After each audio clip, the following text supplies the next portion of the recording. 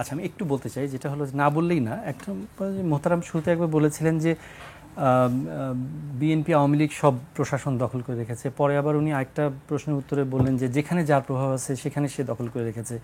তো এইটা একটু আসলে সেলফ কন্ট্রাডিক্টরি কথা। আরেকটা বিষয় হলো যে পিআর এবং সাম্প্রদায়িক বিষয়ের কোশ্চেনটা একসাথে আসলো, কিন্তু এটার উত্তরে যখন মানে মোহতারাম বললেন যে আমরা আসলে ইসলাম নিয়ে কথা বলছি না, তো সাম্প্রদায়িকের সাথে তো আসলে ধর্মের একটা বিষয় আছে।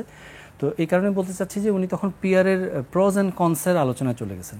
পিআরের প্রজ অ্যান্ড কনস যদি আলোচনা করতে হয়, আরেকটা টকশো লাগবে। ওয়ালটন এখন দেশের সীমানা পেরিয়ে পৌঁছে গিয়েছে 50টিরও বেশি দেশে। ওয়ালটন, ঘরে ঘরে বিশ্বজুড়ে। সো এখানে আপনার ধরেন আমাদের কাছে এক্সাম্পল আছে অলরেডি, ধরেন বেলজিয়ামের এক্সাম্পল, নেপাল, শ্রীলঙ্কা, এগুলো যে বিভাজন এবং weak form of government. So আমার মনে আছে যে এনবিআরের সাবেক চেয়ারম্যান ওই যে বদির রহমান সাহেব, উনি বলেছিলেন যে দি মোস্টেস্ট উইকেস্টেস্ট গভর্নমেন্ট। তো উনি কিন্তু মানে সুপারলেটিভ দিয়ে বলেছিলেন, যেটা আপনার সচরাচর এই ওয়ার্ডটা নাই। এটা যে বুঝাতে চাচ্ছিলেন একটা জিনিস, জি জি। আচ্ছা, উইক গভর্নমেন্ট কেন হবে, মানে দুর্বল সরকার কেন হবে? আচ্ছা, আমি ওটাতে আসছি। আমি তো বলতে চাচ্ছি যে ধরেন যে পিআরের কথা বলছেন, এই যে বলতেছেন যে সাম্প্রদায়িক, আপনি দেখেন এক জায়গায় সাম্প্রদায়িক এবং ধর্মটাকে ইস্যু করা হচ্ছে, আরেক জায়গায় বলা হচ্ছে যে ধর্মটাকে ইস্যু হবে না পিআর করলে।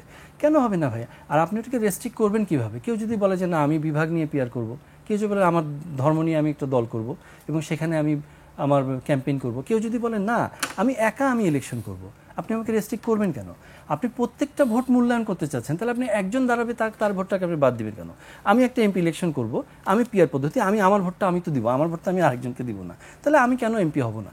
তো এটা তো আপনি কিভাবে, হাউ ইউ রেস্ট্রিক্ট? না সমস্যা কি, আপনাকে কেউ বাধা দিবে না, আপনাকে দল করে নির্বাচন করবেন, সমস্যা নাই তো। না, তাহলে সেটার কি সলিউশন আছে আপনার কাছে?